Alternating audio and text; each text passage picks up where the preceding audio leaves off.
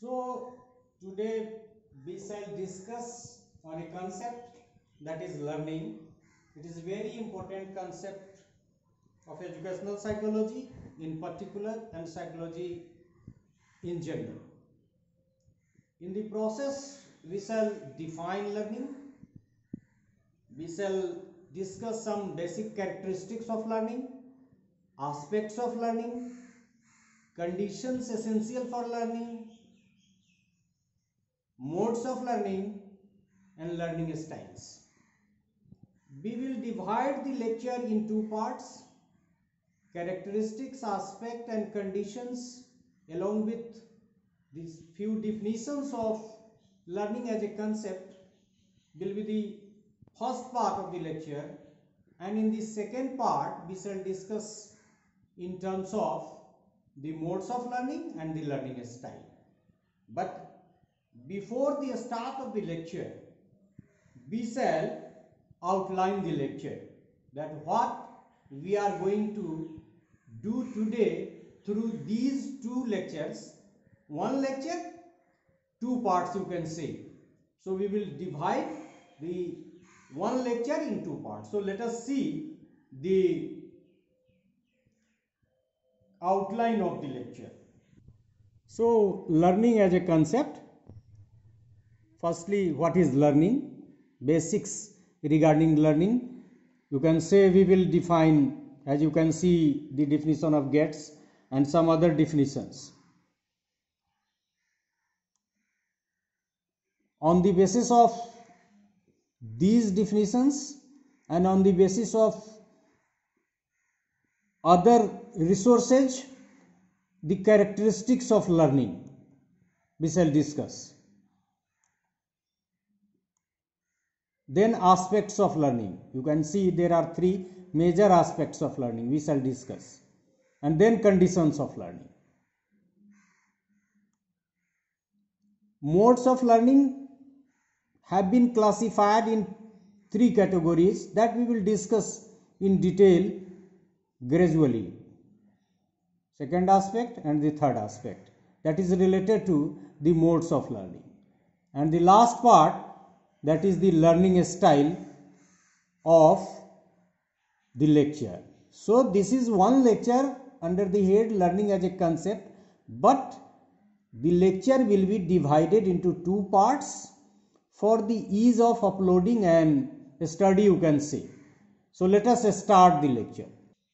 So firstly we shall try to define learning as a concept, and so far as the definition of learning is concerned, psychologists and educationists have defined learning as a concept in many ways, but it is common in every definition that it is a process or act,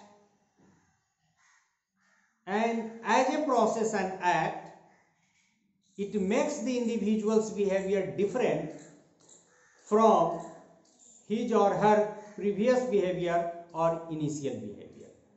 मतलब ये कि अधिगम एक ऐसी प्रक्रिया या act है जो व्यक्ति के पूर्व के व्यवहार में कुछ जोड़ता है, उनके पूर्व के व्यवहार को संशोधित और परिमार्जित करता है. जितनी भी परिभाषाएं हैं उसके मुख्य में यही बातें हैं.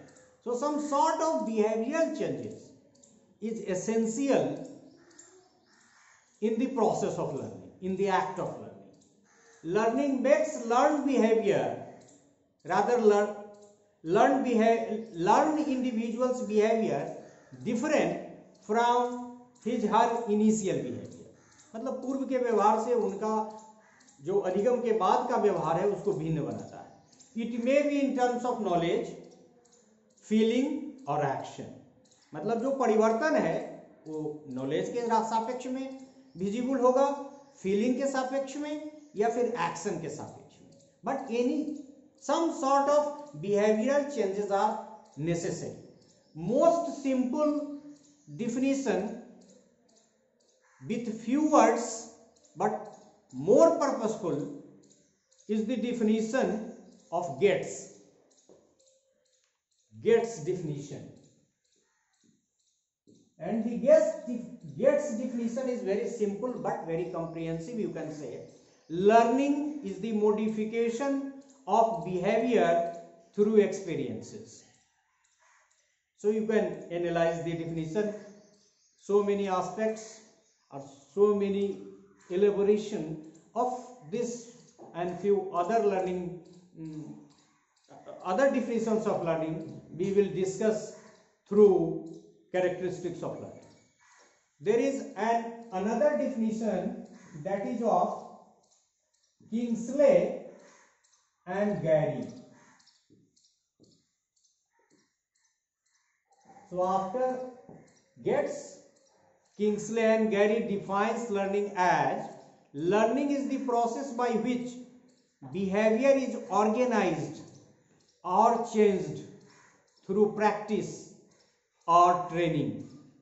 यहाँ एक दो शब्द आया कि बिहेवियरल चेंजेस जो होगा this is due to practice and training, but the behavioural change you can again see is common in this definition as well. We can define in the language of word Woodworth. Woodworth ने learning को define करते हुए कहा है कि any activity can be called learning so far as it develops the individual and makes his her later behavior and experiences different from what they would otherwise have been. मतलब यहाँ भी behaviour important है कि पहले का जो व्यवहार होता उनका उससे भिन्न बनाने वाला व्यवहार जो हुआ वो अधिगम के फलस्वरूप. एक डिफिनेशन आप गार्डनर मर्फी का भी ले सकते हैं. गार्डनर मर्फी,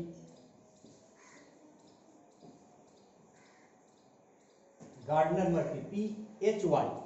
गार्डनर मर्फी कहते हैं the term learning covers every modification in behaviour to meet environmental requirements. यहाँ इन्होंने इन्वायरमेंटल रिक्वायरमेंट्स के टर्म में बिहेवियरल चेंजेस को कहा. इसी तरह से एक दो और परिभाषा एक हम ले सकते हैं ईए पील की.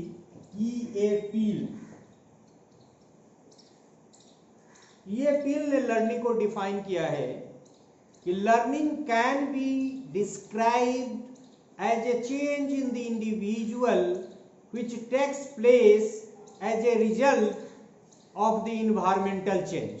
यहाँ भी उन्होंने ईए पील ने भी ये गार्डनर मर्फी की तरह इन्वायरमेंटल चेंज को या इन्वायरमेंटल एस्पेक्टों को कवर किया है. लेकिन बिहेवियर मॉडिफिकेशन और some sort of behavioural changes are common in this definition as well. If we define as per Crow and Crow we can see learning is the process of acquisition of knowledge. Acquisition प्राप्त करना, habits and attitudes. यहां भी कहीं ना कहीं acquisition knowledge behaviour में change होगा ही. तो learning is the process of acquisition of knowledge, habits and attitudes के टर्म में क्रो एंड क्रो ने डिफाइन किया. एक और डिफिनेशन हम लोग देख सकते हैं H.J. क्लोसमियर, KLAU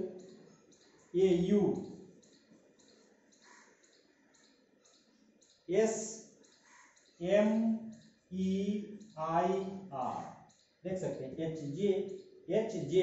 क्लोसमियर. ये कहते हैं कि learning is a process which leads to some behavioral change as a result of some experience, training, observation, activity, etc. So,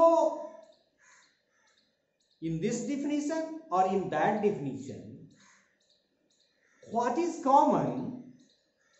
The common is the change in the status of a learned person. If the status of the individual before the learning was like A, it is now after learning it is like B. So what is learning? That is the difference between B minus A. we can also say the learning outcomes is the difference between the last behavior and the initial behavior.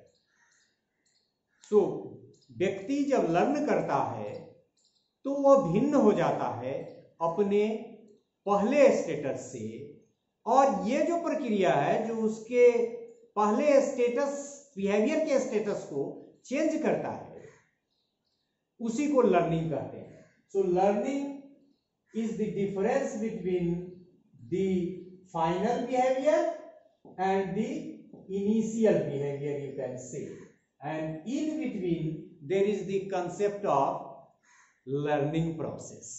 It may be through book or it may be through classroom transaction that we shall come to know through other lectures when we will discuss regarding the types of learning. But so far as characteristics of learning is concerned, it is very essential to understand the nature of the learning. How learning behaves, what are the basics of learning. So characteristics of learning, the first characteristics is learning is a lifelong process. बच्चा जब जन्म लेता है तब से वो अपने अंतिम यात्रा तक सीखता होता है, चाहे वो किसी तरह का सीखना हो, not in terms of bookish, in terms of some behavioral aspect, ऐसी परिस्थिति में कैसा व्यवहार करना चाहिए. So learning is a lifelong process. It never ends. Rather it cannot end. और अब तो जो फॉर्मल नॉन फॉर्मल सिस्टम को हम लोगों ने इसीलिए मजबूत किया है. नॉन फॉर्मल सिस्टम में है कि अभी कई बार आप सुनेंगे किसी ओपन यूनिवर्सिटी में, और कई बार लोगों ने क्या किया कि अपनी पढ़ाई लिखाई, और यदि महिलाएं हैं तो चाइल्ड रेयरिंग का जो उनका ये रिस्पॉन्सिबिलिटी है उनको फुलफिल करके वो पढ़ाई शुरू करते हैं, और ओपन सिस्टम उनको मदद बहुत करता है. बहुत लोग तो फॉर्मल सिस्टम में एडमिशन लेके पढ़ते हैं. सो learning is A life long process. और नहीं भी पढ़े तो ऐसा नहीं कि फॉर्मल मोड से ही लाइफ लॉन्ग प्रोसेस है, क्योंकि हर दिन लोगों से मिलते हैं, सीखते हैं. बहुत सारी चीज़ों हम लोगों ने भी बहुत छोटे छोटे बच्चों से सीखा, और ख़ास के इधर जो ऑनलाइन क्लास वगैरह में हम लोगों ने बहुत सारी चीज़ें कैसे ऑपरेट करें छोटे छोटे लोगों से सीखा. सो learning is comprehensive. Learning is not limited to a particular field, that is physics, chemistry, mathematics, but geology like that. खाना बनाना is also a type of learning. Motorcycle चलाना is also a type of learning. How to write on the blackboard, how to experiment, how to manage a factory. So learning is comprehensive. It is not limited to a particular field. Learning is universal. We cannot say that Mr. X can learn, Mrs. Y cannot learn. Everybody can learn. So learning is universal. Of course, कुछ लोग कुछ क्षेत्रों में सीखते हैं, कुछ लोग सिलाई बुनाई तक सीमित रह जाते हैं, कुछ लोग स्कूल में चले जाते हैं, कुछ लोग खाना के फील्ड में ही बहुत अच्छा काम कर लेते हैं. तो learning is universal. Everybody can learn. ऐसा नहीं है कि कोई ऐसा हो. हाँ ठीक है, साइकोलॉजिकली जो इडियट होंगे, मोरोन होंगे, फ्यूल माइंडेड इनमेसाइल होंगे, उनमें थोड़ी सी कठिनाई होगी, but even they learn, even the idiot learn some task. So learning is universal. Learning is purposeful and goal directed. मतलब हम क्यों सीखेंगे, that has to be goal directed and it has to be purposeful. हाँ ठीक है, कुछ चीजें हम अनकॉन्शियस सीखते हैं, बट उस अनकॉन्शियस में भी कुछ ना कुछ पर्पस और गोल होता है. सो learning is purposeful and goal directed. Learning is the product of activity and environment. मतलब ऐसा नहीं है कि आप इच्छा करिएगा और बहुत सारी सुविधाएं गार्जियन ने आपको मुहैया करा दी तो आप सीख लीजिएगा. You have to act. Activity in environment. और आप एक्ट भी करना चाहते हैं, एक्सपेरिमेंट सीखना चाहते हैं, कंप्यूटर सीखना चाहते हैं, कंप्यूटर अवेलेबल नहीं है न घर में, न कॉलेज में, न ऑफिस में, तो फिर आप कैसे सीखेंगे. So learning is the product of activity and environment. Learning is improvement and development, क्योंकि any sort of behavioural changes is there in the process of learning. And जब भी आप ये फाइनल बिहेवियर और इनिशियल बिहेवियर की बात करेंगे तो some sort of improvement and development is there. So learning is improvement and development. Learning is the process of integration. जो भी आप खास के जब आगे हम लोग देखेंगे कॉग्निटिविस्ट और कंस्ट्रक्टिविस्ट अप्रोच की बात करते हुए एसिमुलेशन एकोमोडेशन को तो ज्यादा समझेंगे, लेकिन जो नया ज्ञान है वो इंटीग्रेट करते जाता है पुराने ज्ञानों के साथ और मिलके एक नया आयाम और एक नया रूप बनाता है। सो learning is not bifurcated, it is integrated. So learning is the process of integration. Learning is transferable. What you learn, you will transfer. Whether in order to teach in the classroom, in order to guide your words and like that. Learning is the new organization of experiences. पहले black board पे नहीं लिखता था, अब लिखने में कठिनाई महसूस हुई, फिर चेंज किया आपने, लर्न करना सीखा। पहले ऑनलाइन पढ़ने से अब भागते थे आप, अब कोई ऑप्शन नहीं है कोरोना काल में, तो आपने एक अनुभव प्राप्त किया। So learning is the new organisation of experiences. Learning is active, it may not be passive. थोड़ा बहुत अनकॉन्शियस लर्निंग भी है, लेकिन उसमें भी कुछ न कुछ आपका माइंड एक्टिव होगा तभी लर्न कर सकते हैं। सो learning is active, learning is individual and social both. मतलब इंडिविजुअल व्यक्ति भी सीखता है और आपके सीखने के माध्यम से समाज भी प्रभावित होता है। सो learning is individual and social both. Learning is adjustment और एडेप्टेशन। लर्निंग आपको सिखाता है कि आप नई परिस्थिति में कैसे समायोजित होंगे, या फिर ये ऐसे समझे कि आप किसी नई परिस्थिति में जाते हैं तो आप अपने को कैसे समायोजित करते हैं। It's also learning, it's adaptation. आप रहने वाले हैं प्लेन के और चले जाते हैं पहाड़ पे, तो बहुत सारी चीजें आपको, यदि 3 महीना वहां आपको गुजारना है तो एडेप्टेशन आपका होता है, और एडेप्टेशन के माध्यम से आप लर्न करते हैं, या लर्न करते हैं तो एडेप्ट करते हैं। Learning is a gradual process. मतलब learning is a continuous process and learning is a gradual process. बहुत सारी चीजें ऐसी है कि एक चीज जब समझेंगे तभी दूसरा समझेंगे, मतलब एक स्टेप बाय स्टेप आगे बढ़ता चला जाता है। Learning is not always overt like performance. यहां से हम लोग, हालांकि हम लोग अध्ययन कर रहे हैं कैरेक्टरिस्टिक्स के टर्म में, लेकिन हम लोग डिफरेंशिएट कर रहे हैं learning and similar words which is being understood as learning. तो उनके डिफरेंस की भी बात कर रहे हैं और प्रकारांतर से हम लोग अधिगम की विशेषता पे भी बात कर रहे हैं। सो learning is not always overt like performance. मतलब परफॉर्मेंस की तरह जो विजिबल है, हम जो भी लर्न करें वो स्वतः विजिबल नहीं होगा। Performance is not learning but it depends on learning.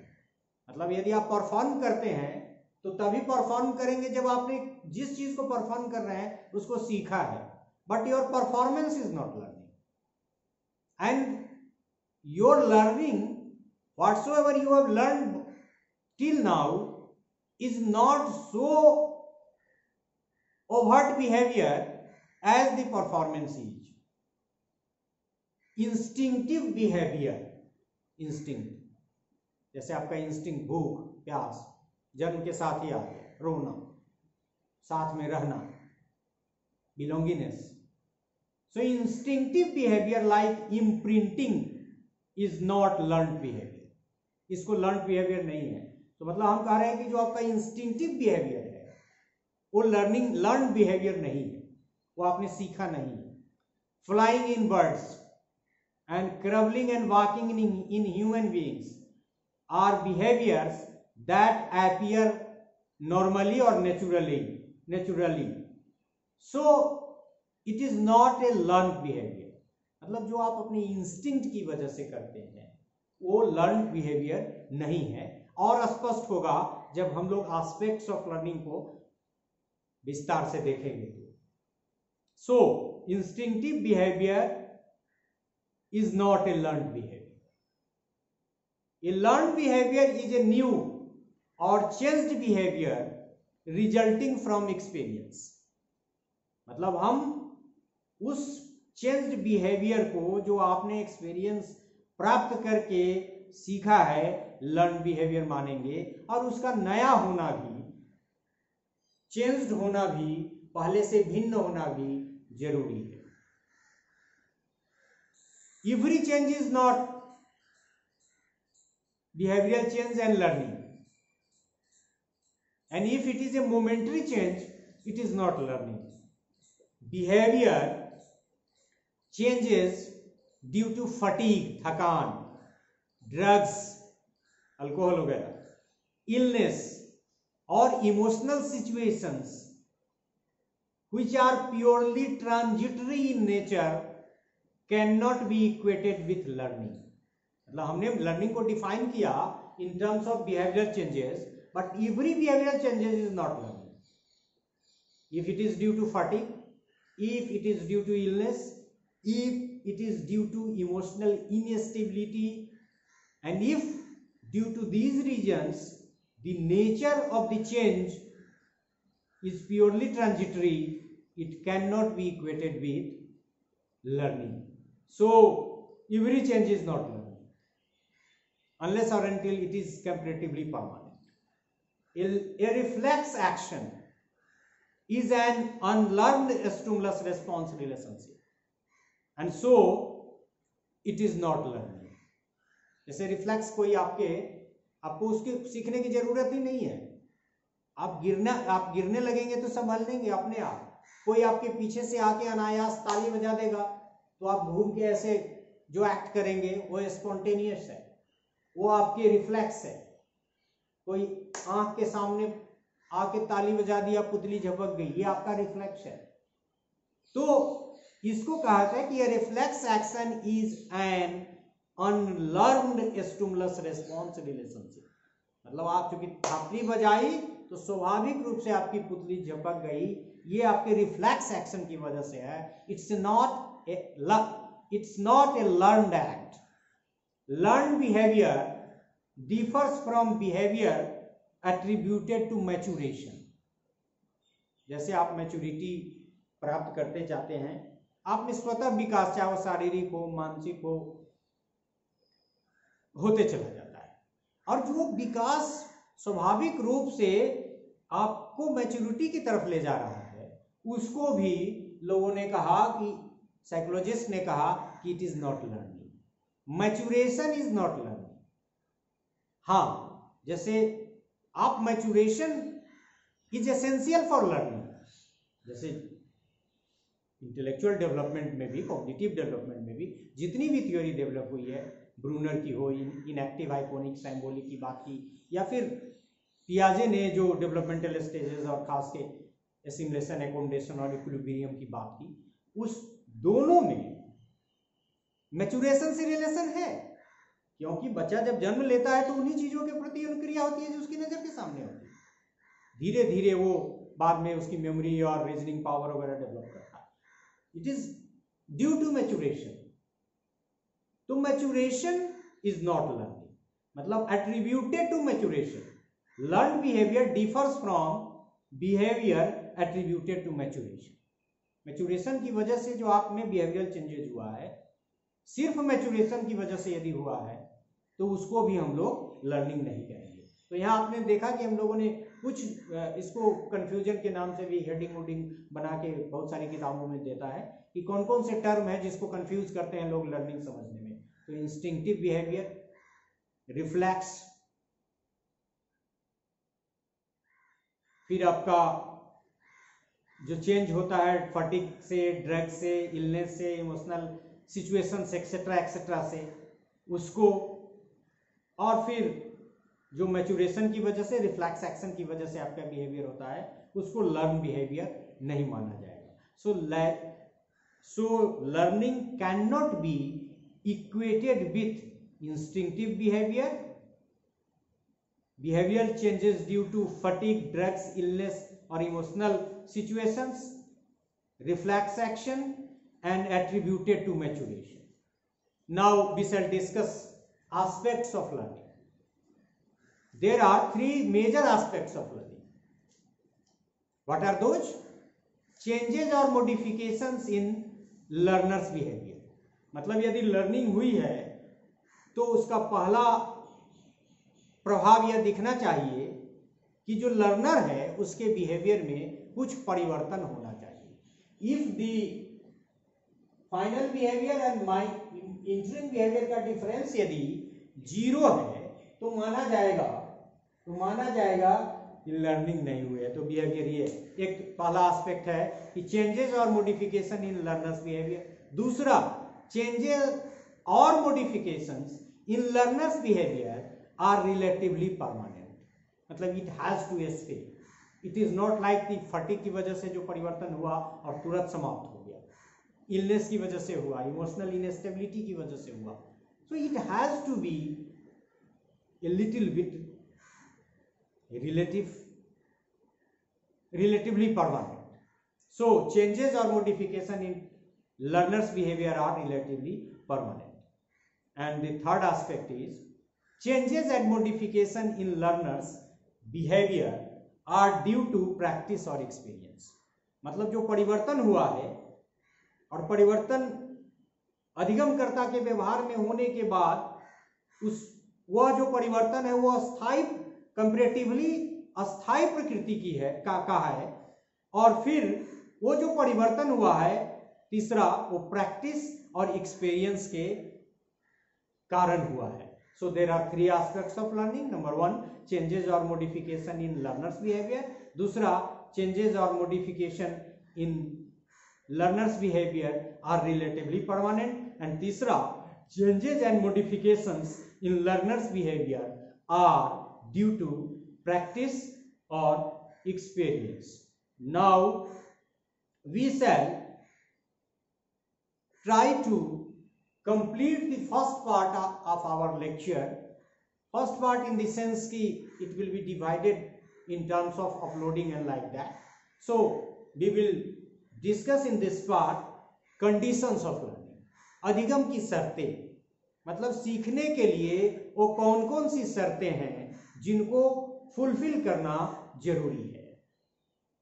There are only 3 conditions of learning that is essential. There may be other conditions which we will discuss under the head factors affecting learning. So what are conditions of learning? First one is desire to learn. What is this? Desire to learn मतलब सीखने के लिए सीखने की इच्छा का होना जरूरी है। आप डे ड्रीमिंग करके नहीं सीख सकते। So desire to learn, law of readiness, trial and error का। दूसरा, कैपेसिटी टू लर्न, आप इंजीनियरिंग पढ़ना चाहते हैं, मैथमेटिक्स में कमजोर है, कंप्यूटर पढ़ना चाहते हैं, आपको कंप्यूटर का बेसिक नॉलेज नहीं है, लैंग्वेज में कहानी कविता के माध्यम से बड़ा साहित्यकार बनना चाहते हैं, साहित्यिक प्रवृत्ति विकसित करना चाहते हैं, आप में साहित्यिक मेधा है नहीं। So capacity is also, and capacity not only in terms of intellect, in terms of economy and other related aspects as well, and diligence, परिश्रम के अलावा कोई चारा नहीं है। यदि आपका मोटिवेशन लेवल हाई है, लेवल ऑफ एस्पिरेशन हाई है, तो आपको मेहनत भी करनी होगी। आप चाहते हैं कि आप शोध कार्य करें, आप वैज्ञानिक बने, आप साहित्यकार बने, आप कुछ ज्यादा अच्छा काम करके रचनात्मक बने, मतलब सीखना ही है ऐसा, तो उसके लिए आपको परिश्रम करना होगा। मतलब यदि अधिगम करना चाहता है तो उसमें डिजायर का होना जरूरी है, और जिस चीज का उसने डिजायर किया है उसको सीखने के लिए उसमें कैपेबिलिटी का होना भी जरूरी है, और कैपेबिलिटी है भी तो उसके लिए उसको परिश्रम करना होगा। So this is all about conditions of learning. So in this part of lecture we have defined learning characteristics of learning we have discussed. We have come to know 3 aspects of learning and 3 conditions of learning. So thank you.